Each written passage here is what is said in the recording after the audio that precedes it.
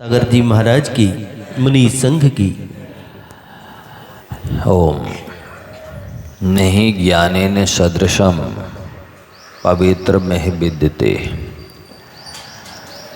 शास्त्रों में लिखा है कि 3 लोक और 3 काल में ज्ञान के समान पवित्र कोई चीज़ नहीं है।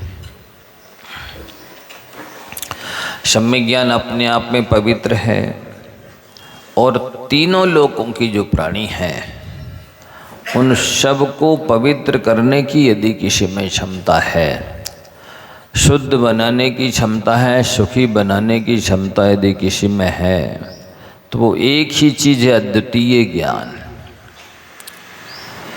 सारे संसारी प्राणियों का ध्यान इस ओर नहीं है।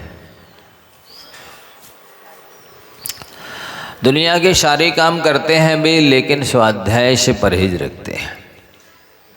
पाठ में बैठ जाएंगे, नमोकार का पाठ हो, भक्तामर का पाठ हो, विधान करवा लीजिए आप, अभी तो भीड़ लग जाएगी।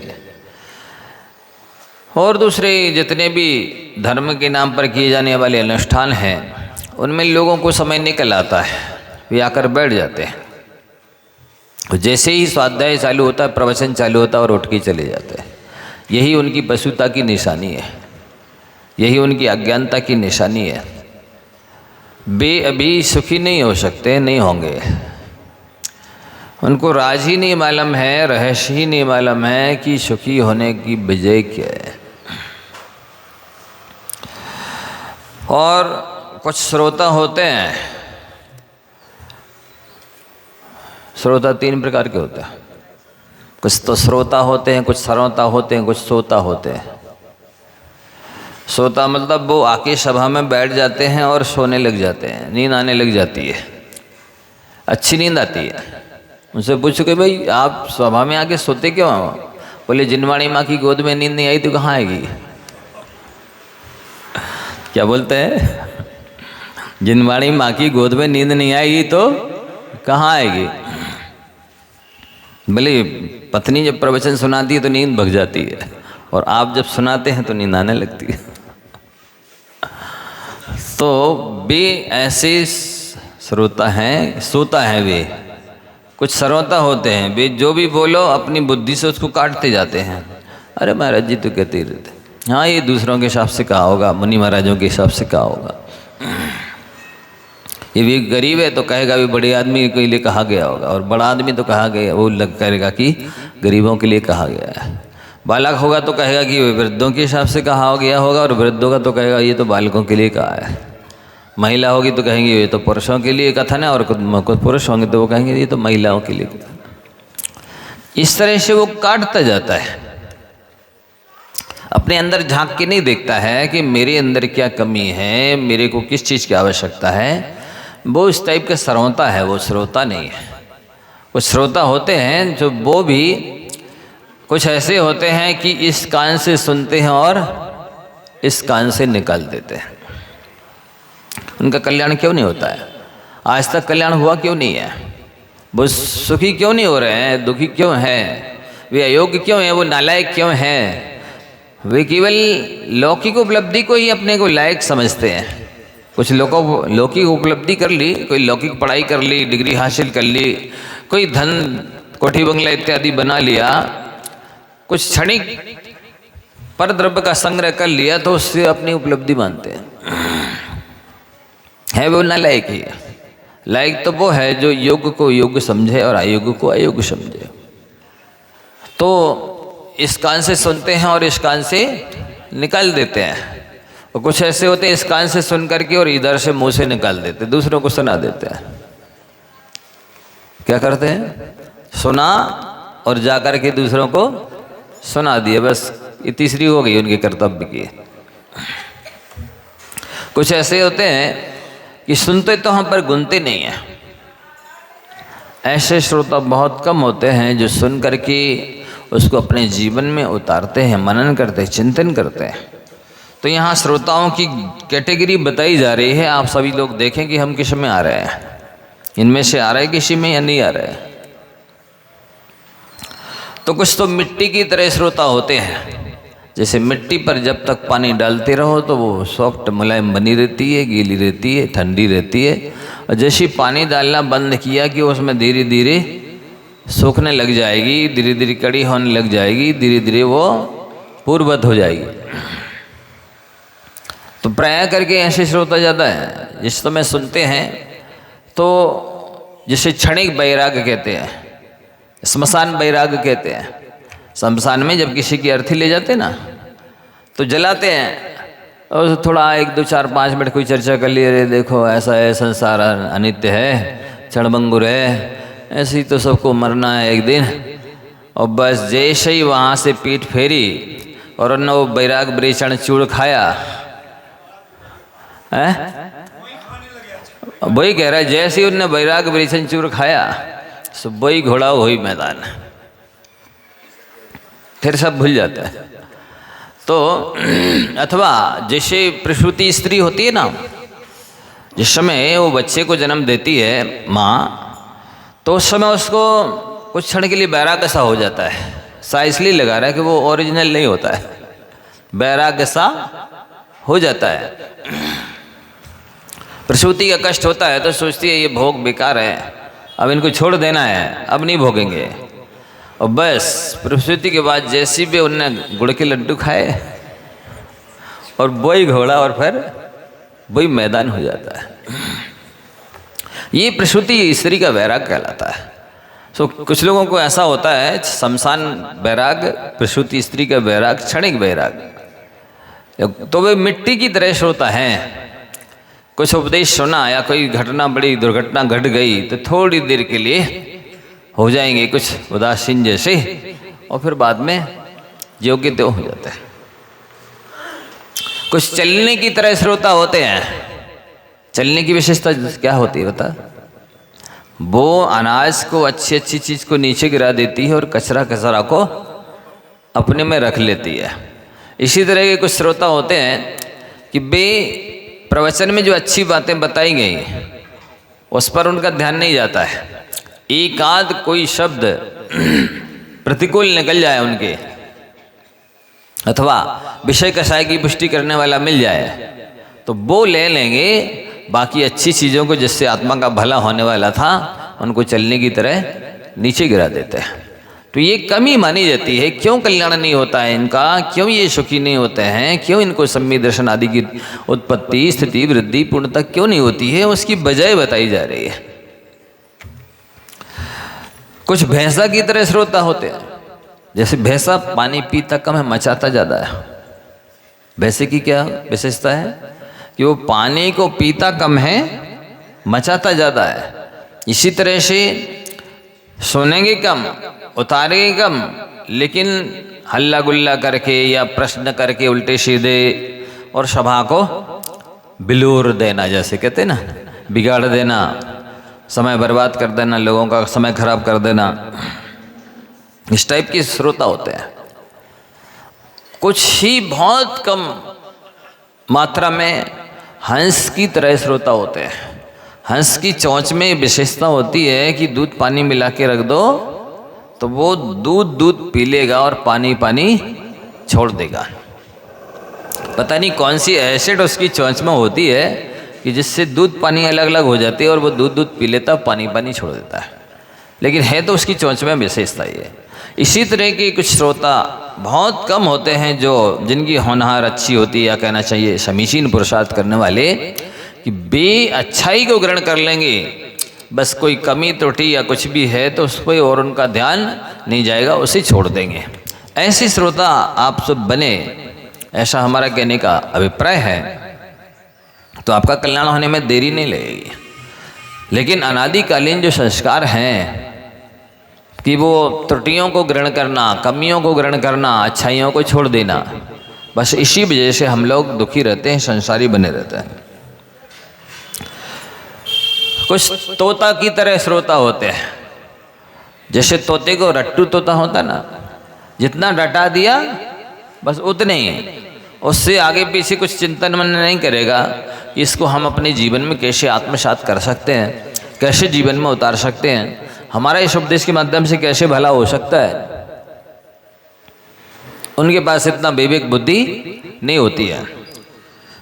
अब वो बोलते तो हैं राम राम राम तोता, लेकिन साक्षात राम भी आखिर के यदि उसके पिंजड़े में अंगुली डालें तो वो काट देगा, क्योंकि उसको तो केवल शब्द रटे हैं। राम शब्द रटा हुआ है, भाव भाषणा नहीं हुई कि राम जिसका मैं नाम ले रहा हूँ वो कौन है, महापुरुष कौन, इसमें व्यक्तित्व निहित है, वो नहीं समझता। इसी तरह से शब्द सुन लिए, रट लिए, बस इसमें जो मूर्तिमान है, विराजमान है, वो नहीं समझते। ऐसे तोते की तरह श्रोता होते हैं तो भी उनका भला नहीं होता है। कुछ बिल्ली की तरह होते चालाक श्रोता कि बे उपदेश तो सुनेंगे, लेकिन जैसे बिल्ली को दूध मिल जाए तो फिर वो इतनी निशंक होकर, निर्भय होकर के दूध पीती है कि पीछे से आकर के कोई डंडा से उसकी कमर भी तोड़ दे तो उसकी भी चिंता नहीं होती है। इसी तरह से कुछ श्रोता जानते तो हैं, सुनते हैं, समझते हैं, लेकिन वे पाप और विषय के शायद निशंक होकर के सेवन करते हैं, इसलिए उनका भला नहीं होता। कुछ बगले की तरह होते हैं ढोंगी, भी धर्मात्मा का भेष धारण करेंगे, धर्मात्मा की क्रिया करेंगे, धर्मात्मा जैसी पूजा करेंगे, धर्मात्मा जैसे स्वाध्याय सुनने के लिए आएंगे, सब काम करेंगे, लेकिन मात्र वो शरीर से करते हैं, मन से नहीं करते, श्रद्धापूर्वक नहीं करते, ढोंगी होते हैं। वे ढोंग से धर्म करते हैं, ढंग से धर्म नहीं करते, इसलिए उनका कल्याण नहीं होता है। तो इस तरह के श्रोताओं से अपने को बचाना है कि ये अवगुण, ये त्रुटि, इस टाइप का नेचर हमारा तो नहीं है। कुछ मशक की तरह होते हैं, जो गाय के थन में लगी रहती ना, क्या बोलते हैं, जोक टाइप की, कि वो उसी स्थान पर अमृत जैसा दूध भरा है, लेकिन उस दूध को नहीं पिएगी, या तो सड़ा खून पिएगी या फिर खून पिएगी, दूध नहीं पिएगी। इसी तरह से इसी स्थान पर उनको आत्मकल्याण की चीज़ मिल रही है, दी जा रही है, लेकिन वो उसे नहीं लेंगे। जहाँ कहीं भी त्रुटि मिल जाए, कमी मिल जाए, उसको ग्रहण कर लेते। कुछ बकरे की तरह श्रोता होते हैं। बकरा जैसे देर से समझता है और कामी होता है, इसी तरह से वे बहुत देर से समझते हैं पर अपनी काम वासना इत्यादि नहीं छोड़ते हैं। ऐसे श्रोता कुछ फूटे घड़े के समान होते हैं। फूटे घड़े को नल के नीचे रख दो आप, कितनी पानी भरता जाए, नीचे से वो सारा निकलता जाता है। ऐसे श्रोता होते हैं, वो कितनी उपदेश दो, कितनी स्वाध्याय सुनाओ, कितनी अच्छी बातें सुनाओ, लेकिन वो उनके सब फूटे घड़े की तरह निकलती जाती हैं, इसलिए वो अपना हित, अपना भला, अपना कल्याण नहीं कर पाते हैं। कुछ पशु की तरह होते हैं श्रोता। सामाजिक दबाव प्रभाव की वजह से लोग क्या कहेंगे, आप तो आते ही नहीं हैं प्रवचन में, आप तो दिखते ही नहीं हैं, तो उस दबाव प्रभाव की वजह से लोग कह ना पाए, टोक ना पाए, बोल ना पाए, इसलिए फॉर्मेलिटी, औपचारिकता करने के लिए, खाना पूर्ति करने के लिए करते रहते धार्मिक कार्य। अंदर से उनकी श्रद्धा भक्ति, कल्याण का उद्देश्य नहीं होता है।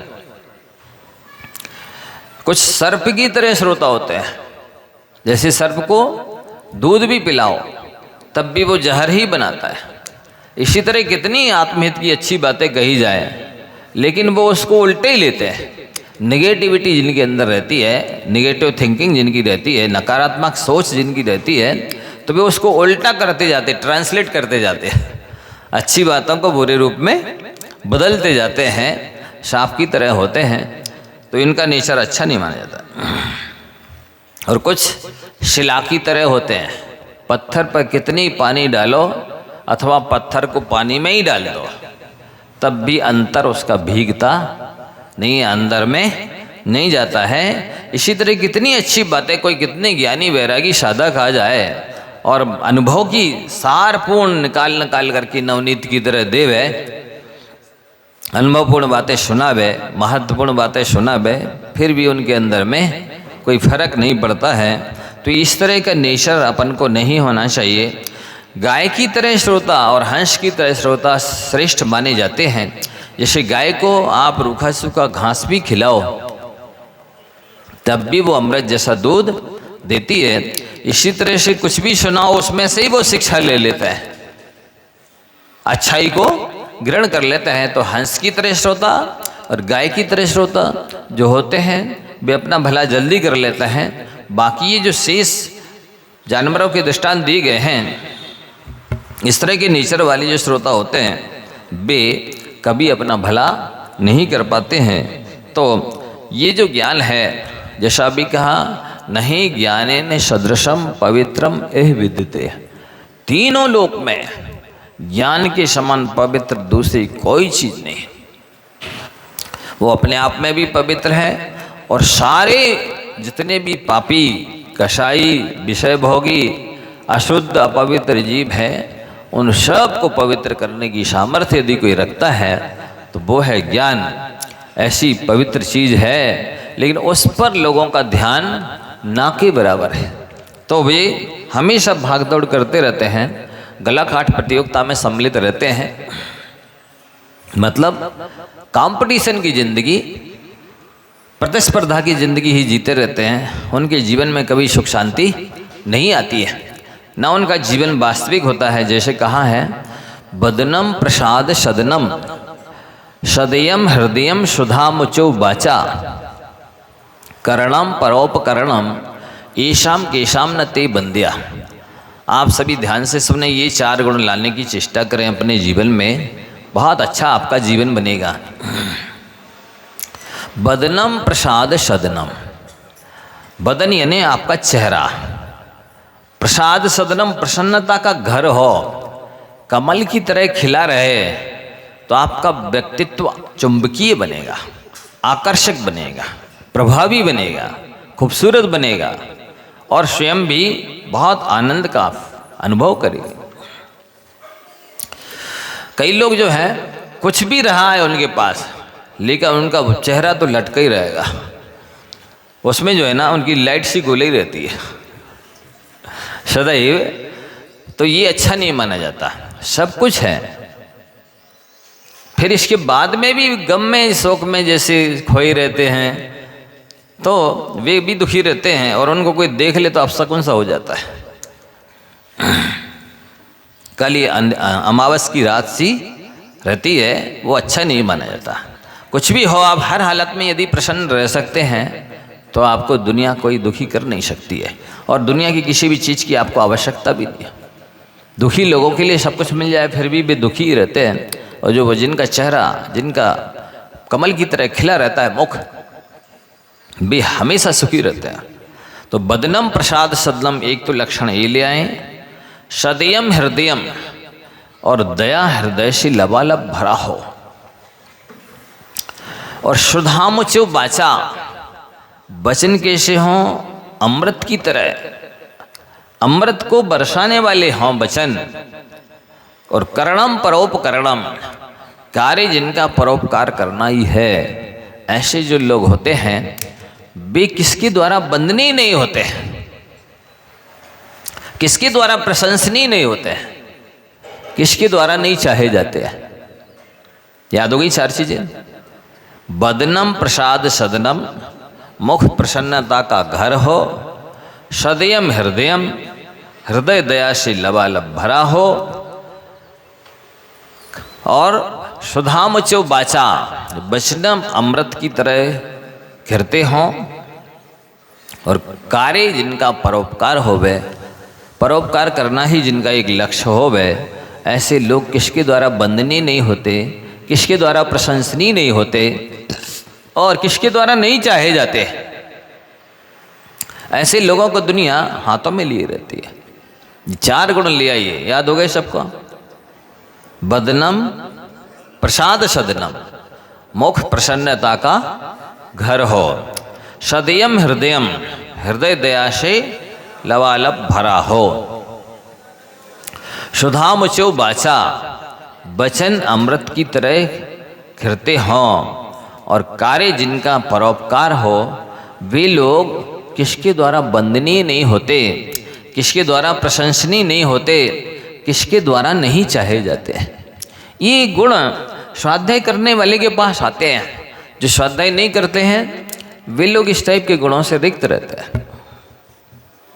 तो आगे बताते हैं कि चतुराई प्राप्त करने के कितने साधन हैं। आप यदि विवेक प्राप्त करना चाहते हैं, चतुराई प्राप्त करना चाहते हैं, अपने जीवन में व्यक्तित्व में 4 चांद लगाना चाहते हैं, आकर्षक चुंबकीय व्यक्तित्व बनाना चाहते हैं, तो आपको इतनी जगह से चतुराई प्राप्त करनी चाहिए। एक तो आप जहाँ कहीं भी जाते हैं तो इस प्रकृति को पढ़ने की कला होनी चाहिए। प्रकृति में बहुत सारी चीज़ें हैं जिससे आप गुणों को ग्रहण कर सकते हैं। कई महिलाएं होती हैं बहुत एक्सपर्ट चतुर होती हैं, उनसे भी गुण ग्रहण किए जा सकते हैं। कुछ पुरुष बहुत एक्सपर्ट होते हैं, चतुर होते हैं, उनसे भी गुण ग्रहण करना चाहिए। कुछ बच्चे भी बहुत एक्सपर्ट होते हैं, उनसे भी गुण ग्रहण करना चाहिए। क्योंकि नीति क्या बोलती है, बालादपि सुभाषितम ग्राह्यम, शिक्षा तो बच्चे से भी ग्रहण कर लेनी चाहिए। जैसे कीचड़ में भी पड़ा हो सोना तो भी उठा लेते हैं, इसी तरह से गुण कहीं भी हों, गुण तो शत्रु के भी ग्रहण कर लेने चाहिए। गुण तो शत्रु से भी ग्रहण कर लेना चाहिए। और कोई बालिका है, प्रकृति है, पत्ता है पेड़ का, नीचे गिर रहा है, वो आपसे कुछ कह रहा है, शिक्षा दे रहा है। वो ये कह रहा है कि जब तक हमारे पुण्य का उदय था तो हम आकाश में बढ़िया मस्ती से झूम रहे थे, जैसे पुण्य समाप्त हुआ तो जैसे हम धराशायी हो गए हैं, वैसे जब तक तुम्हारे पुण्य का उदय है तब तक तुम्हारा कोई कुछ नहीं बिगाड़ पाएगा, और जैसे पुण्य समाप्त होगा तो तुम भी मेरी तरह धराशायी हो जाओगे। तो ये प्रकृति से शिक्षा लेनी चाहिए। कुछ तो अपने जीवन में घटित घटनाओं से भी शिक्षा ली जा सकती है। कि हमने ऐसा कार्य किया था, उसमें ये हानि हुई थी, ये लाभ हुआ था, ये गुण प्राप्त हुए थे, ये दोष प्राप्त हुए थे, इतनी प्रशंसा हुई थी, इतनी निंदा हुई थी, इतना लाभ हुआ था, ये हानि हुई थी। इस तरह शिक्षा लेनी चाहिए। व्यक्ति कभी फेल नहीं होता है। कैसे नहीं होता है? या तो वो अगली कक्षा में जाएगा, और नहीं जाएगा तो उसको अनुभव तो प्राप्त होता ही है, ज्ञान तो उसका बढ़ता ही है। तो माने तो हमको लाभ भी लाभ है, और नहीं माने तो हानि ही हानि है। एक सूत्र याद रख लें, जो कुछ होता है अच्छे के लिए होता है। कुछ भी हो, हानि लाभ, जीवन मरण, यश अपयश, मान लें वो अच्छे के लिए हुआ है। क्यों हुआ है? क्योंकि वो हमें कुछ ना कुछ शिक्षा दे रहा है, प्रेरणा दे रहा है। यदि आप शिक्षा ले सकते हैं तो वो अच्छा है, और यदि शिक्षा लेने का लक्ष्य रहता है तो कभी समय खराब नहीं होता। कहीं भी आप जिस स्थान पर हैं वहाँ से यदि शिक्षा ले सकते हैं, गुण ग्रहण कर सकते हैं, तो ना समय खराब हुआ, ना आपका श्रम गया बर्बाद, ना पैसे बर्बाद गए। और यदि गुण ग्रहण का भाव नहीं है, शिक्षा लेने का उद्देश्य नहीं है, आप शिक्षा नहीं ले सकते हैं, तो यहाँ भी आपका समय खराब हो रहा है। कहीं भी चले जाइए, फिर तो वहीं आपका समय खराब हो जाएगा, पैसे खराब हो जाएंगे, बुद्धि खराब हो जाएगी। तो चतुराई प्राप्त करने के ये साधन हैं। यदि आप इस तरह का गुण ग्रहण का भाव रखते हैं तो बहुत, एक गुण भी यदि एक दिन में ग्रहण करेंगे तो एक साल में 365 गुण हो जाएंगे। कितने हो जाएंगे? 365 गुण आ जाएंगे, और 10-5 साल में तो बहुत गुणवान बन जाएंगे। जब एक ही गुण के द्वारा व्यक्ति पूजा जाता है, यश को और संपत्ति को और सम्मान को प्राप्त हो जाता है, फिर आपके अंदर यदि सैकड़ों हजारों गुण आ जाएंगे तो आप पूजनीय बनेंगे, सम्मानित नहीं बनेंगे, सुख शांति को प्राप्त नहीं करेंगे, यश सुख सुविधा प्राप्त नहीं करेंगे, सब कुछ प्राप्त करेंगे।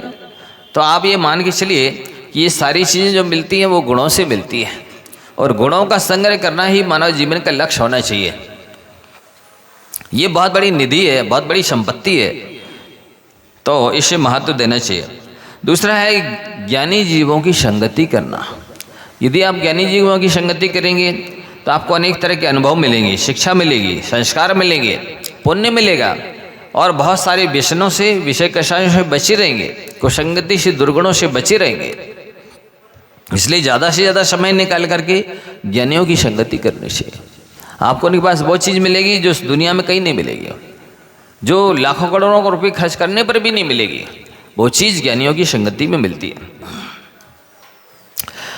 तो राजसभा इत्यादि में जहाँ कहीं भी जाते हैं, वहाँ पर यदि गुण ग्रहण का भाव रहता है तो बहुत कुछ लेके आ सकते हैं आप। अनेक शास्त्रों का अध्ययन करना चाहिए। लोगों की अध्ययन के प्रति रुचि तो नहीं है, और पढ़ेंगे भी तो वो नोवेल पढ़ेंगे, उपन्यास पढ़ेंगे, या तो मोबाइल से गंदी पिक्चरें देखेंगे, या वहाँ के कार्टून देखेंगे, डिस्कवरी चैनल देखेंगे, जहाँ से शिक्षा तो कम मिलेगी। ऊँट के मुंह में जीरे के बराबर। ऊँट का मुंह कितना बड़ा है? इतना बड़ा है। और जीरा कितना सा होता है? जरा सा होता है। इसी तरह से 800 पृष्ठ का, 1000 पृष्ठ का नोवेल, कोई उपन्यास पढ़ा, शिक्षा कितनी सी मिली? 2-4।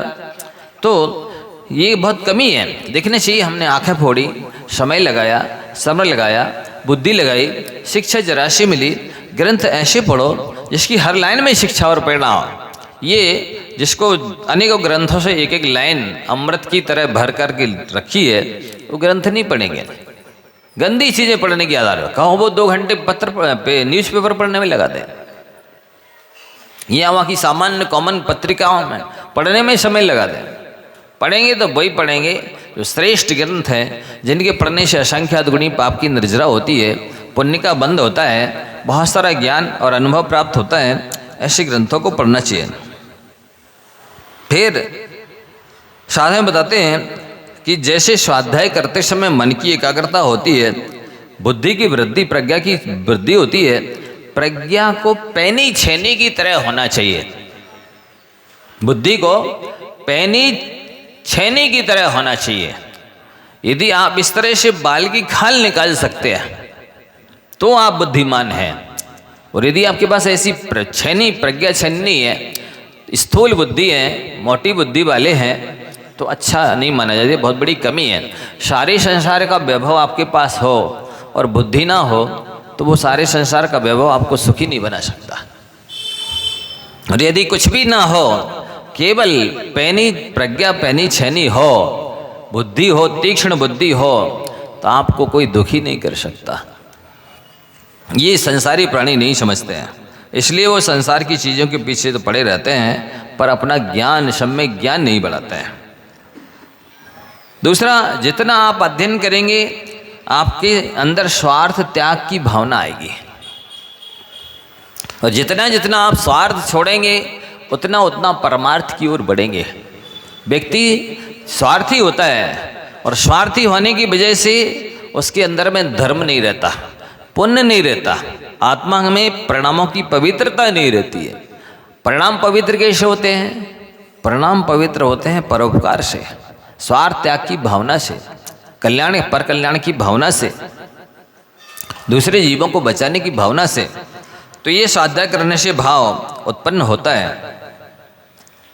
और स्वाध्याय करने में श्रम पूर्वक विद्याभ्यास करना चाहिए, मतलब खोजी दृष्टि होनी चाहिए, गंभीर। जैसे वैज्ञानिक लोग रिसर्च करते हैं ना, इस टाइप से खोजी दृष्टि यदि है आपकी, ऐसे नहीं जो कुछ सुना उसके बारे में सोचे ही नहीं कि ये क्यों कहा है, ऐसा किस अपेक्षा से लिखा है, किसके लिए लिखा है, इसको हम अपने जीवन में कितना आत्मसात कर सकते हैं, कैसे कर सकते हैं, इससे हम कैसे लाभ उठा सकते हैं, इत्यादि बातों के बारे में विचार करते ही नहीं है। तो मननशील होना चाहिए, चिंतनशील होना चाहिए। जो चिंतक होते हैं उनके अंदर चिंता नहीं रहती है, या तो चिंतन रहेगा या चिंता रहेगी। तो आप चिंतन करना शुरू कर देंगे, आपकी चिंता समाप्त हो जाएगी। फिर साथ ही स्वाध्याय करने से नैतिकता का और आध्यात्मिकता का विकास होता है। व्यक्ति जितना जितना नैतिक होता है उतना ज़्यादा वो प्रतिष्ठित होता चला जाता है, उतना ज़्यादा अनुभवी होता जाता है, उतना ज़्यादा वो सम्मानीय होता चला जाता है, आगे बढ़ने में सक्षम होता है। अब आगे जो नीतिकार ज्ञान रूपी धन की महिमा बताते हैं, लौकिक धन में और ज्ञान धन में क्या अंतर है, ये कंपैरिजन किया जा रहा है, तुलना की जा रही है। जैसे धन है तो वो चोरों के द्वारा चुराया जा सकता है, लेकिन ज्ञान है उसको चोर चुरा नहीं सकते। ना चोर हार्यम ना भ्रातृभाज्यम, न राजहार्यम न च भारकारी व्यय करते वर्धते एव नित्यम विद्या धनम सर्वधन प्रधानम। दुनिया में जितने धन हैं, जितने तरह के ऐश्वर्य हैं, जितने तरह के कहना चाहिए वैभव हैं, उन सारे धनों में, सारे ऐश्वर्य में, सारे ठाट बाट में विद्या रूपी धन सबसे प्रधान धन माना गया है। उसे चोर चुरा नहीं सकते, भाई हिस्से के रूप में बटा नहीं सकते, राजा उसे सेल टैक्स इनकम टैक्स के रूप में ले नहीं सकते। और कितनी अध्ययन करते चलिए जाइए, आपको भार नहीं लगेगा। जैसे सिर पर किसी चीज़ के रखते हैं ना, तो वेट बढ़ाते जाएंगे तो भार बढ़ता जाएगा, लेकिन आप अध्ययन जितना ज़्यादा करते चले जाएंगे आपको कभी भार नहीं लगेगा कि बहुत वजन हो गया, अभी हमसे ढोया नहीं जा रहा। ऐसी इसकी विशेषता है। तो आपको ये ऐसा धन संग्रह करना चाहिए, क्योंकि वो कह रहे हैं कि सभी धनों में विद्या रूपी धन सबसे प्रधान माना गया।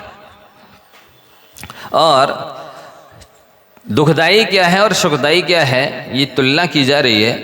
नास्ति काम समो व्याधि, काम वासना से बड़ी कोई बीमारी नहीं है। काम वासना से बड़ी कोई बीमारी नहीं है।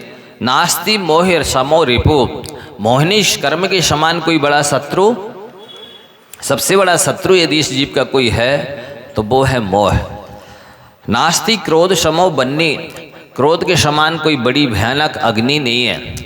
कहना चाहिए जिसको अग्नि की ज्वाला कहें, भू मने दावानल कहें, सबसे बड़ी अग्नि यदि कोई है तो वो है क्रोध रूपी अग्नि।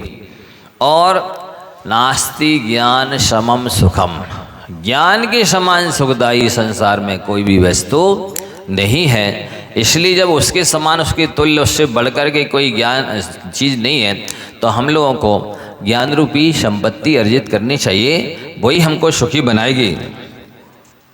वस्तुतः कहते हैं सभा की शोभा भी ज्ञानियों से होती है, और घर की शोभा भी ज्ञानी से होती है, समाज की शोभा भी ज्ञानी से होती है, और तीनों लोगों की शोभा भी ज्ञानी से होती है। जहाँ विद्वान नहीं है, यत्र विद्वज्जनो नास्ति श्लाघ्या तत्राल्प धीरपि नरस्त पाद पे देशे एरंडोपी द्रमायते। जहाँ विद्वान नहीं होते हैं तो थोड़ा बहुत भी जो कुछ जानते हैं, पढ़े लिखे होते हैं, तो वो ही विद्वान के समान माने जाते हैं। उन्हीं की लोग प्रशंसा करते हैं। जैसे जिस देश में, जैसे राजस्थान इत्यादि में बड़े वृक्ष नहीं होते हैं, तो जो छोटे छोटे अंडा के वृक्ष होते हैं, पौधे, उन्हीं को वृक्ष मान लिया जाता है। इसलिए अपने को ये बहुत बड़ी योग्यता, देखो सतेषु जायते शूरा, 100 लोगों में एक पहलवान होता है। सहस्रेषु जो पंडिता, हजारों में एक विद्वान होता है। यदि आपने विद्वत्ता हासिल की है तो आप 1000 लोगों के बराबर बल हासिल कर लेंगे, 1000 लोगों के बराबर बुद्धि हासिल कर लेंगे, 1000 लोगों के बराबर प्रतिष्ठा हासिल कर लेंगे, 1000 लोगों के द्वारा उपलब्धि कर लेंगे। जो 1000 लोग करेंगे उपलब्धि, उतनी आप अकेले कर सकते हैं। ऐसी विद्वत्ता की महिमा है। इसलिए आप जो सबसे कम यदि किसी के पास है संसार में, कोई रिसर्च किया जाए, अन्वेषण किया जाए, खोज की जाए कि देखो किसके पास क्या ज़्यादा है और क्या कम है, तो ये पाया जाएगा कि लोगों के पास ज्ञान की कमी है। किसकी कमी है? ज्ञान की कमी है। और ज्ञान ही कैसा है? अनेक संशयोच्छेदी परोक्षार्थस्य दर्शकम, अनेक संशयोच्छेदी परोक्षार्थस्य दर्शकम सर्वस्य लोचनम शास्त्रम यस्य नास्त्यंत एव सा। ज्ञान जो है, अनेक तरह की जो शंकाएं हैं, भ्रम है, संशय है, उन सब का निराकरण करने वाला है। ऐसी क्षमता ज्ञान के अलावा किसी चीज़ में नहीं है। दुनिया की किसी फैसिलिटी में, धन संपत्ति में, भोगोपभोग की सामग्री में, भोजन सामग्री में, मित्र मंडली में, किसी में नहीं है। आपके अंदर जो पनप रहे संशय हैं, आपके अंदर जो पनप रहे भ्रम है, गलत धारणाएं हैं, उनको दूर करने की क्षमता ज्ञान के पास है। इसलिए आप मेरी सलाह माने कि स्वाध्याय करना शुरू करें। और ये पहले भाग की 1 मई के आसपास परीक्षा होने वाली है, और सो आपके पास ना हो तो ग्रंथ ले लें और पढ़ना चालू करें। प्रश्न पत्र आपको घर में भरने के लिए दिया जाएगा। आप देख के भर सकते हैं, लेकिन जिसने पहले से स्वाध्याय किया होगा वो ही देखकर भर पाएगा। जिसने स्वाध्याय नहीं किया वो देख के भी नहीं भर पाएगा। तो आप स्वाध्याय अवश्य करें। अनेक संशयोच्छेदी परोक्षार्थस्य दर्शकम।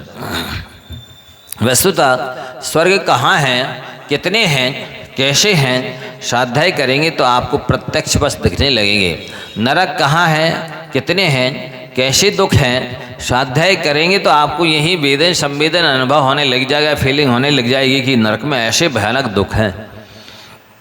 नंदीश्वर द्वीप कहाँ है, सुमेरु पर्वत कहाँ है, इत्यादि सारी जो चीज़ें हैं स्वाध्याय करने वाले के लिए प्रत्यक्षबद्ध दिखती है। उसको ऐसा लगता है कि मतलब प्रत्यक्ष ज्ञानी केवल ज्ञान से देखते हैं, और जो परोक्ष ज्ञानी है वो शास्त्र के माध्यम से तीनों लोगों को देखने लग जाता है। एक स्थान पर बैठे बैठे तीनों लोगों को देखने दिखाने की क्षमता यदि किसी में है तो वो है स्वाध्याय में, शास्त्रों में। और एक ही चीज के द्वारा 9 रसों का आनंद यदि आपको मिल सकता है, हास रस, वीर रस, रौद्र रस, भयानक रस, करुण रस इत्यादि जो 9 रस हैं उनका आनंद यदि किसी एक चीज से ले सकते हो तो वो है स्वाध्याय। वस्तुतः ऐसा लगता है स्वाध्याय करते समय जैसे साक्षात भगवान महावीर स्वामी की हम दिव्यवाणी सुनकर के आनंद प्राप्त कर रहा हूँ। इसलिए ऐसे आनंद को पाना चाहते हो तो स्वाध्याय अवश्य करो। और साथ ही क्या है, सर्वस्व लोचनम शास्त्रम। वस्तुतः आप जिन आँखों से देख रहे हैं ये सच्ची आँखें नहीं है, ये तो पुतलियाँ हैं, मांस की पुतलियाँ हैं। इनसे आप बहुत लिमिटेड देख सकते हैं, बहुत लिमिटेड द्रव्य क्षेत्र काल और भाव को देख सकते हैं, लेकिन सच्चा नेत्र तो शास्त्र है। इस शास्त्र रूपी नेत्र के द्वारा आप बहुत दूर तक की चीज़ को देख सकते हैं, जो क्षेत्र से भी दूर है, काल से भी दूर है, आपकी बुद्धि से भी दूर है, अनुभव से भी दूर है। वो चीज़ को आप शास्त्र के माध्यम से देख सकते हैं। और साथ ही अजरामरवत प्राज्ञो विद्यामर्थंच चेति चिंतित गृहीत एव केशेषु मृत्युना धर्म माचरेत। आपने अपने आप को अजर और अमर मान करके विद्या का संचय करे, अर्जन करे। और धर्म का अर्जन, धर्म का संचय कैसे करना है? मौत ने हमारी चोटी ही पकड़ ली है ले जाने के लिए, ऐसा मान करके धर्म का आचरण करना चाहिए। और अभी तो हमको बहुत जीना है, ऐसा मान करके ज्ञान का अर्जन करना चाहिए। ये चीज़ नहीं है और सब कुछ है, ज्ञान मात्र नहीं है आपके पास। ज्ञान भी लौकिक ज्ञान तो है, डिस्कवरी चैनल है माथा, सारी जानकारी रखते हैं, कहाँ क्या हो रहा है, पूरी विधानसभा लोकसभा की जानकारी है, सारे पड़ोसी की यहाँ क्या हो रहा है जानकारी है, समाज में क्या हो रहा है जानकारी है, नगर में क्या हो रहा है जानकारी है। लेकिन सब में ज्ञान नहीं है, आपके पास शास्त्रों का ज्ञान नहीं है। तो वो कह रहे हैं रूप यौवन संपन्ना विशाला कुल संभवा विद्याहीना न शोभन्ते निर्गंधायु किंसुका। आपके पास रूप है, बहुत सुंदर रूप है, यौवन है, जवानी है, जवानी है, ये सब से शारीरिक सौंदर्य से संपन्न है। विशाल कुल में जन्म लिया है, प्रतिष्ठित कुल में, उच्च कुल में, श्रेष्ठ कुल में, वंश में जन्म लिया है, लेकिन सम्यक ज्ञान नहीं है। तो जैसे कि अच्छा फूल दिख रहा है, बहुत कलर अच्छा है, डिजाइन अच्छी है, रंग रूप अच्छा है, लेकिन खुशबू नहीं है, तो उस फूल की कोई कीमत नहीं है। इसी तरह से विद्या नहीं है, सम्यक ज्ञान नहीं है, तो आपकी इस रूप की, आपकी जवानी की, आपकी फैसिलिटी की, आपकी संपत्ति की कोई कीमत नहीं है। देखो, एक व्यक्ति रूप नहीं है लेकिन विद्वान है, और एक व्यक्ति के पास रूप है पर ज्ञान नहीं है। बताइए आप किसे चाहेंगे? बुद्धिमान होगा तो ज्ञानमान को चाहेगा, क्योंकि अकल बड़ी की भैंस बड़ी क्या होती है? अकल बड़ी होती है। देखो, अच्छा रूप कुछ दिन अच्छा लगता है, ध्यान से सुने, अच्छा रूप कुछ दिन अच्छा लगता है, लेकिन अच्छा स्वभाव सदैव अच्छा लगता है। अच्छा स्वभाव सदैव अच्छा लगता है, और वो अच्छा स्वभाव स्वाध्याय करने से आता है, ज्ञानियों की संगति करने से आता है। इसलिए आप अपने को यदि विद्या से संपन्न बनाते हैं तो आपने अपने आप को वास्तव में बहुत कुछ प्राप्त किया है, लेकिन आप मेकअप करते रहे, ब्यूटी पार्लर पर तो जाते रहे। जैसे एक दिन मैंने बोला था कि 2 महिलाएं हैं, एक तो ब्यूटी पार्लर से निकल के आई है बहुत अच्छा मेकअप करा के, और दूसरी किचन से निकल के आई है। किचन की साड़ी अलग होती ना आप लोग की, मैली को चली सी नहीं, हाँ नहीं कुछ तो होती है, फिर भी जैसी साड़ी पहन के मंदिर आते वैसी तो किचन की नहीं होती। अब हो सकता है भोजन इत्यादि बनाते समय कुछ कारवांच भी लग गई, हाँ कुछ भी जूठन इत्यादि या कोई पानी आने गिर गया, कचड़ा कीचड़ भी लग जाता है, तो वो गंदी है एक प्रकार से जो किचन से निकल के आई है, और एक बिल्कुल टिपटाप बन करके आई है। अब जो किचन से निकल के आई है वो तो बहुत आंखों में आत्मीयता है, हृदय में दया है, होठों पर मुस्कान है, और जो ब्यूटी पार्लर से निकल के आई है वो आंखें दिखा रही है और ओंठ धस रही है। बोलो किसी को क्या हो गए? किचन वाली को ना, तो फिर ब्यूटी पार्लर काहे को जाते हैं? अच्छा यही है ना कि आंखों में आत्मीयता ले आओ, होठों पर मुस्कान ले आओ, हृदय में दया ले आओ, ब्यूटी पार्लर जाने की जरूरत ही नहीं है। और जाकर के भी यदि आंखें दिखाओ और डसो तो कौन चाहेगा? ये फ्री का ब्यूटी पार्लर है। कौन सा? आंखों में आत्मीयता हो, होठों पर मुस्कान हो, हृदय में दया हो, तो ये फ्री का ब्यूटी पार्लर है। इससे तो 1000 गुनी सौंदर्य और माने आत्मीयता आकर्षण बढ़ता है। तो ये सारी चीजें स्वाध्याय करने से आती है। और वस्तुतः ज्ञानी और अज्ञानी की पहचान क्या है, शास्त्रों में बहुत ध्यान से सुने। आप फिर अपने आप को मान लेना कि हम क्या हैं। हम आपको कुछ भी एक थर्मामीटर दे रहे हैं कि आप क्या हैं। काव्य शास्त्र विनोदेने कालो गच्छति धीमताम व्यस्तेन से मूर्खाणाम निद्रिया कलहेन बा। जो ज्ञानी होता है उसका समय काव्य और शास्त्र के विनोद में जाता है। ज्ञानी का समय, बुद्धिमान का, समझदार का, विवेकी का समय काव्य शास्त्र के विनोद में जाता है। और मूर्खों का समय व्यसनेन से मूर्खाणाम, या तो वे व्यसन सेवन करेंगे, निद्रा कलहन वा, या तो सो जाएंगे या फिर जागेंगे तो लड़ेंगे झगड़ेंगे। अब आप देख लीजिए किस में आ रहे हैं। व्यसनों में समय जा रहा है, निद्रा में समय जा रहा है, लड़ाई झगड़े में समय जा रहा है, तो आप मूर्ख हैं। और यदि अपने आप समय का एक समय का सदुपयोग कर रहे हैं स्वाध्याय में, तत्व चर्चा में, ज्ञान वैराग्य की चर्चा में, तो आप समझदार बुद्धिमान हैं, ऐसा यहाँ कहा जा रहा है। और दूसरी बात, 2 ही कैटेगरी है अपने पास, ज़्यादा नहीं है। पूरे संसार में जितने लोग हैं उनको दो ही हिस्सों में विभाजित किया जा सकता है, तीसरा कोई हिस्सा नहीं बनाया जा सकता है। या तो एक ज्ञानी की लाइन है, पंक्ति है, या अज्ञानी की लाइन है, पंक्ति है। तो वो कह रहे हैं विद्या विवादाय धनम मदाय शक्ति परेशान पर पीड़नाय खलस्य साधो विपरीत मेतद ज्ञानाय दानाय च रक्षणाय। आपके पास विद्या है तो वो विद्या किस काम में आ रही है? विवाद के काम में आ रही है कि दूसरों को दान करने के काम आ रही है, या अपना हित? देखो ये दो काम किए जाते हैं, या तो अपना हित किया जाता है ज्ञान के द्वारा और दूसरे का हित किया जाता है। अपने को अहित से बचाया जाता है, सामने वाले को अहित से बचाया जाता है। तो आपके पास ज्ञान है और आप अपना हित कर रहे हैं, और उस ज्ञान के द्वारा दूसरे सामने वाले का हित कर रहे हैं। और आपके पास ज्ञान है, आप अपने को अहित से बचा रहे हैं और सामने वाले को अहित से बचा रहे हैं, तो आप ज्ञानी हैं। और यदि उल्टा कर रहे हैं, इससे उस ज्ञान के द्वारा ना अपना हित कर रहे हैं, ना सामने वाले का हित कर रहे हैं, ना अपने को अहित से बचा रहे हैं, ना सामने वाले को अहित से बचा रहे हैं, तो आप मूर्ख हैं। तो विद्या विवादाय धनम मदाय, यदि आपके पास धन है और आप उसका दान में उपयोग कर रहे हैं तो ज्ञानी है, और मद कर रहे हैं तो मूर्ख हैं। धनमदाय शक्ति परेशान पर पीड़नाय, आपके पास शारीरिक बल है या किसी भी चीज़ का और भी दूसरा बल है और उसके द्वारा जीवों की रक्षा कर रहे हैं, परोपकार कर रहे हैं, तो आप ज्ञानी हैं। हृदय शक्ति को पाकर के दूसरों को ध्वंस दिखा रहे हैं, पीड़ित कर रहे हैं, अन्याय कर रहे हैं, दुरुपयोग कर रहे हैं, तो आप मूर्ख हैं। ये ऐसा यहाँ पर विभाजन सम्यक ज्ञान ही करेगा।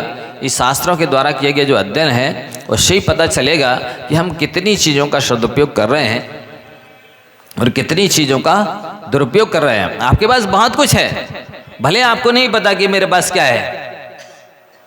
आपके पास बहुत कुछ है और आप उसका सदुपयोग करें तो कहीं से कहीं तक बहुत ऊपर पहुंच जाए, लेकिन उन सब चीज़ों का आपको भान ही नहीं है कि मेरे पास क्या है और मैं उसका कितना सदुपयोग कर रहा हूँ या दुरुपयोग कर रहा हूँ। लगभग तो उसका दुरुपयोग ही हो रहा है। तो ये सम्यक ज्ञान जिनवाणी माता बताने वाली है कि आपके पास बहुत सारी रिद्धियाँ, सिद्धियाँ, शक्तियाँ हैं। सबसे बड़े तो 3 आपको वरदान मिले हैं। आप लोगों को मालूम है आपको कौन सी वरदान मिले हैं? मालूम किसी को सभा में? इतनी सारे लोग बैठे हैं। देखो आपके पास 3 वरदान हैं। सबसे पहला वरदान है, एक तो मनोबल मिला है, दूसरा वचन बल मिला है, तीसरा काय बल मिला है। ये 3 प्रकार के बल, ये 3 वरदान के रूप में आपको मिले हैं। अब यदि आप इस 3 बलों का सदुपयोग करते हैं मन के माध्यम से, देखो रहने दो, उधर मत देना, इधर देखो, यदि मनोबल को, इस मनोबल रूपी वरदान को पा करके आप अपने आप हित के बारे में सोच रहे हैं, दूसरे के हित के बारे में सोच रहे हैं, तो ये मनोबल आपके लिए वरदान का काम करेगा। ये मनोगुप्ती बन जाएगी, इससे मना सिद्धि हो जाएगी। और यदि इसका दुरुपयोग करते हैं, आर्द्र ध्यान करते हैं, दूसरे के बुरे के बारे में सोचते हैं, स्वयं के हित के बारे में भी नहीं सोचते हैं, तो ये अभिशाप बच जाएगा।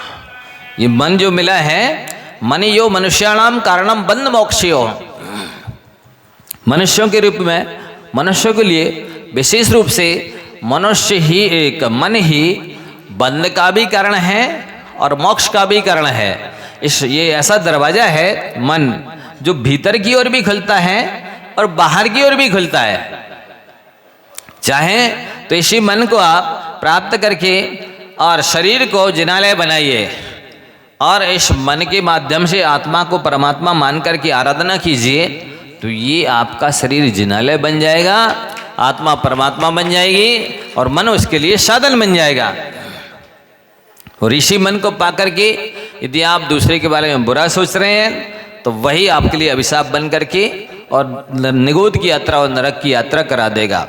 तो आप बहुत अच्छे से मान के चलें कि सारा खेल केवल ओनली मन पर टिका है।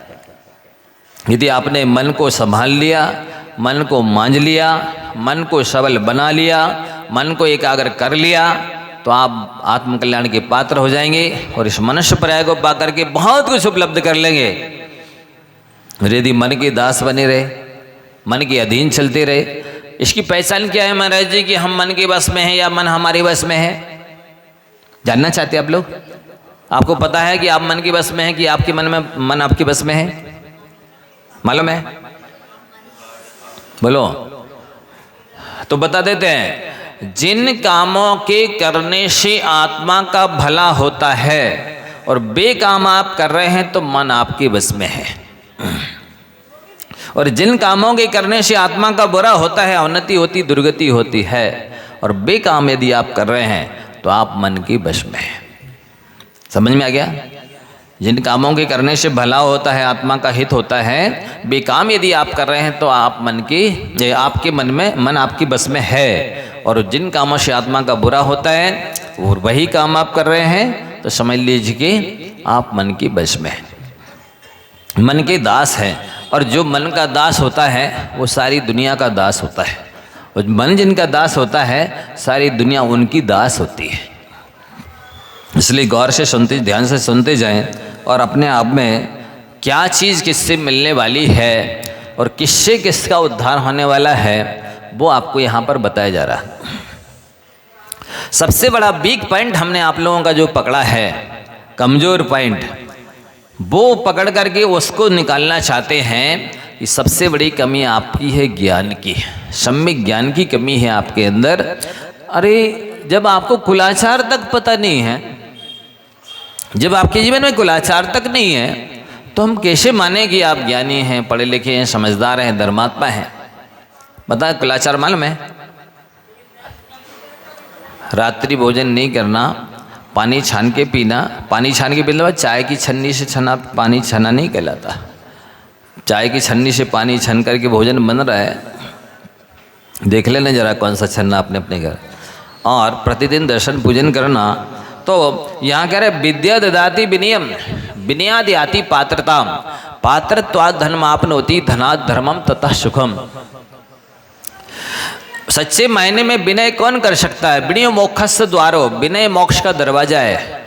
मोक्ष महल की प्रथम सीढ़ी, सम्यक दर्शन को मोक्ष महल की पहली सीढ़ी माना गया है और विनय को अंतिम सीढ़ी पर पहुंचा दिया है। विनय आपको अंतिम सीढ़ी पर पहुंचा देगी, केवल दरवाजे खोलकर मोक्ष में प्रवेश करना है।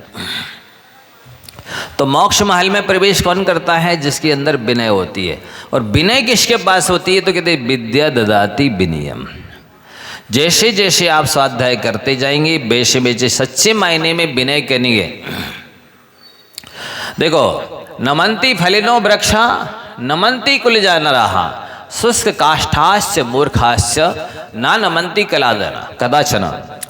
जैसे वृक्ष में फल लग जाते हैं तो वृक्ष की डालियां झुक जाती है, और वे फल जैसे जैसे बड़े होते चले जाएंगे वैसे वैसी डालियां और भी नीचे झुकती चली जाएगी। तो नमन्ति फलिनो वृक्षा, जैसे फलवान वृक्ष जब नम्री बहुत होते हैं, नमन्ति कुलजा नरा। इसी तरह से जो जितना कुलीन होगा, उच्च कुल में जन्मा होगा, श्रेष्ठ वंशों में जन्मा होगा, वो उतना ज़्यादा विनम्र होगा। शुष्क काष्ठाश्च मूर्खाश्च ना नमन्ति कदाचन। सूखा काठ जो ठोठ होता है कभी झुकता नहीं है, इसी तरह जो मूर्ख होते हैं वे कभी झुकते नहीं है, विनम्र नहीं होते। वस्तुतः विनय को मोक्ष का दरवाजा क्या है? पहले आप अपनी आत्मा में दरवाजा बनाइए, इसके बाद बाकी के गुण प्रवेश करेंगे। जब दरवाजा ही बंद होगा, दरवाजा ही नहीं बनाया होगा, तो बाकी के गुण कहाँ से प्रवेश करेंगे? तो विनय को मोक्ष का द्वार भी कहा है और गुणों का दरवाजा भी कहा है। आपकी आत्मा में तभी गुण प्रवेश कर पाएंगे जब आप विनय रूपी दरवाजा बना लेंगे। तो विद्या ददाति विनियम, जितना जितना विद्या का स्वाध्याय आप करते चले जाएंगे, उतनी उतनी विनय आपके अंदर आती चली जाएगी। विनयाद याति पात्रता, आप कितने योग्य हैं, कितने लायक हैं, कितने महान हैं, कितने श्रेष्ठ हैं, ये विनय देख करके जाना जाता है। लोग आजकल जो परमेष्ठी हैं, देवशास्त्र गुरु हैं, जिनके लिए एक धोख देने से करोड़ों जन्मों के बंदे पाप नष्ट हो जाते हैं, उनके लिए भी विनय करने के लिए ऐसे करने लगे। जोहार जैसी, जय जैन जैसा, नमस्ते जैसे बच्चे करते ना स्कूल वाले, नमस्ते सर, इस टाइप से करने लग गए। इससे पता चलता है कि आप लायक नहीं हैं, योग्य नहीं है, पात्रता आपके अंदर नहीं है। क्योंकि लिख रहा है विनयाद याति पात्रता, व्यक्ति के अंदर विनय से पात्रता आती है। इसलिए आप जो भी उम्र में बड़े हैं, गुणों में बड़े हैं, चरित्र में बड़े हैं, कलाओं में बड़े हैं, उपकार में बड़े हैं, उनके प्रति सदैव नम्रीभूत रहिए। ये आपकी महानता को प्रकट करेगी विनय। आप कितने महान हैं, जितनी आपके अंदर विनय। आप कितने सफल हैं, सक्सेस हैं, जितनी आपके अंदर विनय। यदि आप विनय नहीं आई है तो ना आप महान हैं, ना सक्सेस हैं, ना सफल हैं, ना श्रेष्ठ हैं, ना ज्येष्ठ हैं, ना पात्र हैं, ना योग्य हैं, ना लायक हैं। फिर क्या है? ना लायक हैं। तो विनयाद याति पात्रता पात्रत्वाद धर्मापनोति। व्यक्ति वस्तुतः पात्रता के अनुसार ही सम्मान का, यश का, धन संपत्ति का भाजन होता है। जब पात्रता ही नहीं होगी तो बिना पात्रता के कोई भी उपलब्धि हो जाए वो दुखदायी ही होती है। ये आप लिखते चले जाइए, ब्रह्म वाक्य ये अनुभूत सूत्र हैं, कसौटी पर कसे गए सूत्र हैं। एक एक वाक्य मनोरंजन के लिए नहीं सुनाया जा रहा, टाइम पास मूंगफली नहीं दी जा रही है, कव्वाली नहीं सुनाई जा रही, चुटकुले नहीं सुनाए जा रहे हैं, ये सूत्र दिए जा रहे हैं एक एक कि बिना योग्यता की उपलब्धि जो सुखदाई होनी चाहिए थी वो सुखदाई ना हो करके दुखदाई होती है। धनात् धर्मम तथा सुखम, वैसे एक एकांत नियम नहीं है कि धन होगा तो धर्म होगा और धर्म होगा तो सुख होगा, बिना धन के भी धर्म होता है, पर ये तो एकांत नियम है कि बिना धर्म के कोई सुखी नहीं हो सकता। कल एक बात बताई थी कि व्यक्ति पाप करने में भी पुण्य के उदय से सफल होता है, हाँ, लेकिन वो कौन सा पुण्य होगा? वो पापानुबंधी पुण्य होगा। आप हिंसा करना चाहते हैं, हिंसा में भी तभी सफल होंगे जब आपके पापानुबंधी पुण्य का उदय होगा, अन्यथा आप जिसकी हिंसा करना चाह रहे थे उसकी ना होकर के उसी शस्त्र से या उसी व्यक्ति से आपकी हिंसा हो जाएगी। आप झूठ बोलने में तभी सफल होंगे जब आपके अंदर पुण्य है। पुण्य नहीं होगा, आप पकड़े जाएंगे। चोरी करने में तभी सफल होंगे जब आपके अंदर पुण्य होगा। भोगों में भी तभी सफल होंगे जब आपके अंदर पुण्य होगा। परिग्रह भी, धन संपत्ति भी आपको तभी मिलेगी जब आपके अंदर पुण्य होगा। तो जो लोगों ने केवल झूठ को और मायाचारी को ही अपना अस्त्र शस्त्र बना लिया है या हर चीज़ को उपलब्ध करने का साधन बना लिया है, वो लोग कान खुलकर सुन लें, पापानुबंधी पुण्य होगा तो आप पाप करने में सफल हो पाएंगे। इससे अच्छा है कि हम मायाचारी को और झूठ को अपना साधन ना बनाकर कार्य की सिद्धि के लिए धर्म को साधन बनाना चाहिए ना, कि जब पुण्य से ही कार्य की सिद्धि होना है तो हम मायाचारी और झूठ का आलम्बन लेकर अपने पुण्य को बढ़ाएंगे तो बिना मायाचारी और झूठ के भी कार्य की सिद्धि हो जाएगी। लक्ष्मी भाग्यानुसारिणी लिखाई है शास्त्रों में कि भाग्य के अनुसार लक्ष्मी की प्राप्ति होती है।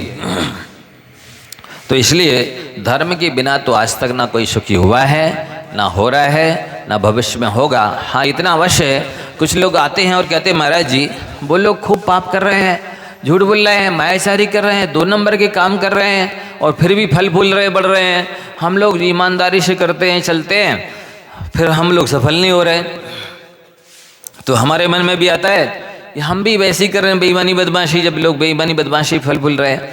आप ध्यान से सुन ले, उनके पिछले पुण्य का उदय चल रहा है, आपके पल्ले में पिछला पुण्य नहीं है, इसलिए वो पाप करते हुए भी सफल हो रहे हैं और आप पुण्य करते हुए भी सफल नहीं हो रहे हैं।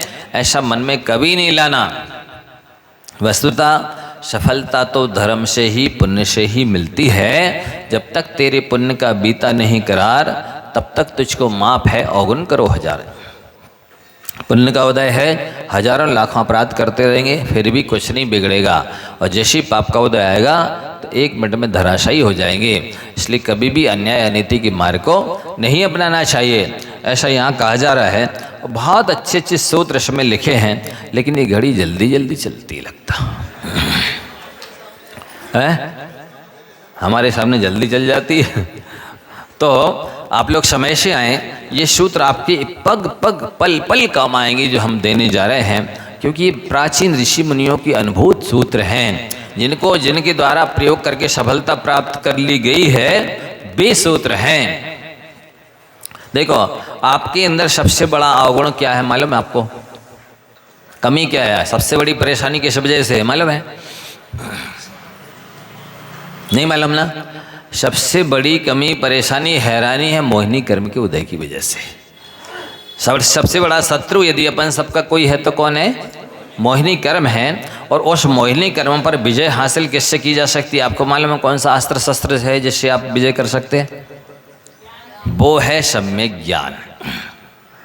सम्यक ज्ञान के माध्यम से ही अनादिकाल से लेकर के आज तक साधुओं ने बहुत जल्दी से, देखो एक दृष्टांत के माध्यम से समझना, बस मैं अपनी बात पूरी कर रहा हूँ। एक व्यक्ति को शास्त्र चाहिए था, वो किसी लाइब्रेरियन के पास गया। ग्रंथालय में लगभग 100 अलमारी थी और उसने कहा कि भाई साहब मेरे को एक आराध्य सूत्र दे दीजिए। सो उस जो लाइब्रेरियन था उसने वो बंच उठाया, चाबी का गुच्छा, और कहा भाई साहब वो अलमारी में रखा है जो शास्त्र आपको चाहिए, आप निकल लो, मैं थोड़ा सा बिजी हूँ। अब वो जो गुच्छा लेके गया, एक चाबी लगाई नहीं खुला, दूसरी चाबी लगाई नहीं खुला, तीसरी चाबी लगाई नहीं खुलाई, उसने 99 चाबियाँ लगाई, ताला नहीं खुला। और जिस चाबी से खुलना था वो चाबी बिना लगाए ही खिसक गई, इस तरफ चली गई। अब वो बेचारा हैरान हो गया, पसीना पसीना हो गया, थक गया, समय लग गया, श्रम लग गया, बुद्धि लग गई और शास्त्र भी नहीं मिला। कहता एक बार और ट्राई करते हैं। फिर उसने दोबारा ट्राई की, 99 चाबियाँ लगाई और जिस चाबी से खुलना था वो चाबी फिर बिना लगाए ही किसी तरह खिसक गई। अब तो एकदम झंझलाहट आ गई, गुस्सा आ गई, अरे कौन सा चाबी का गुच्छा पकड़ा दिया जिसमें चाबी है ही नहीं। लाके उसकी टेबल पे पटकते हुए बोला, भाई साहब कौन सा गुच्छा दे दिया, इसमें तो है ही नहीं चाबी। वो लाइब्रेरियन कुछ बोला नहीं, धीरे से गुच्छा उठाया और उठा और जाके अलमारी के पास गया, अलमारी के ताले का नंबर देखा, चाबी के ताले का नंबर देखा, कितने नंबर की चाबी है, कितने नंबर का ताला है, और 1 सेकंड में खोल करके लीजिए भाई साहब, ग्रंथ दे दिया। इससे क्या शिक्षा मिलती है कि दुख का कारण अज्ञान है। जब तक आपने चाबी का और ताले का नंबर नहीं मिलाया, उसी तरह कैसे परिणामों से कर्मा के बनते हैं और कौन से परिणामों से कर्मों की निर्जरा होती है, आत्मा को इन कर्मों से छुटकारा मिलता है, जब तक आप नहीं जाएंगे तब तक 99 चाबी के स्थानापन्न आप खूब पूजा करिए, एक चाबी ये हो गई, व्रत करिए एक चाबी ये हो गई, दान दीजिए एक चाबी ये हो गई, तीर्थ यात्रा कीजिए एक चाबी ये हो गई। धर्म के नाम पे 99 चाबियां लगाइए, आपके कर्म रूपी ताला खुलने वाला नहीं है। ये जो 100वें नंबर की चाबी है कि ताले का नंबर मिलाना, चाबी का नंबर मिलाना और 1 सेकंड में ताला खोल लेना, ये चाबी है स्वाध्याय। इसलिए आप लोग इसको अवश्य ही करें स्वाध्याय, समय से क्लास में प्रवचन में आए तो आप कितने करोड़ों जन्मों के, अनंत जन्मों के बंदे जो पाप आपके आत्मा में अभी हैं, सभी की आत्मा में अनंत जन्मों तक के पाप आपकी आत्मा में लगे हो सकते हैं, लेकिन उन सारे कर्मों को अंतर मुहूर्त में यदि कर्म नष्ट करने की क्षमता किसी में है तो वो है स्वाध्याय, सम्य ज्ञान। इस कला को आप प्राप्त कर लें, फिर आपको कोई दुखी नहीं कर सकता। दुखी करने वाला कल अज्ञान था, मोह था, ये दोनों चीज़ें स्वाध्याय से जाने वाली हैं। समय हो गया है, बहुत सारी चीज़ें आपको भी बताना बाकी हैं। आप लोग रोज़ आएँ, समय से आएँ। अभी भी जिसने 1 लाख माला का नियम ना लिया हो वो नियम लेकर के काउंटिंग मशीन ले लेंगे, जाप करें। 1 मई को पहले भाग की परीक्षा होगी, प्रश्न पत्र घर में भरने के लिए दे दिया जाएगा, आप देख के भर सकते हैं, लेकिन वही भर पाएंगे जो पढ़ लेंगे। दूसरा, सबसे ज़्यादा से ज़्यादा मंत्रों का जाप नमोकार का जिनका होगा उनको भी सभा में सम्मानित किया जाएगा। श्रद्धा विशुद्धि एकाग्रता से जाप करें, स्वाध्याय करें। आप जाप तो चलते फिरते भी कर सकते हैं, स्वाध्याय के लिए बैठकर करने की आवश्यकता है। चलिए, शिवनगर में पहली बार नकल परीक्षा आपको करने को मिलेगी, वो भी घर पर।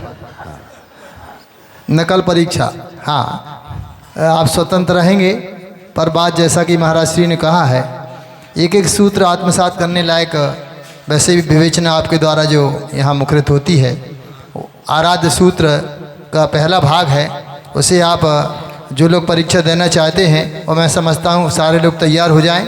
एक एक ग्रंथ सभी के पास अगर ना हो तो महाराज श्री से अवश्य ग्रंथ प्राप्त कर लें और तैयारी करें आज से ही, ताकि 1 मई तक आप उस ग्रंथ को पढ़ने के पश्चात जो प्रश्न पत्र आपको दिया जाएगा उसमें आप सफल हों।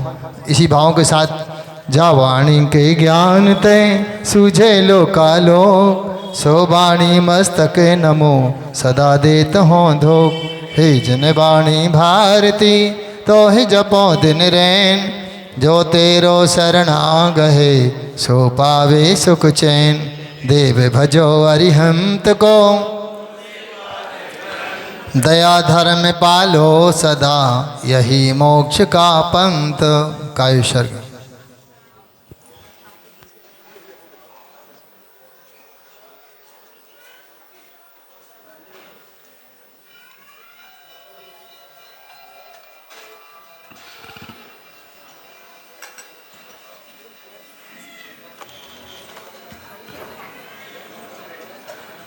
ग्रंथ वहाँ से मिलेगा, वहाँ सीढ़ी के बाजू में रखें। हाँ, एक सेट तो ये ले लो। पहला दूसरा तो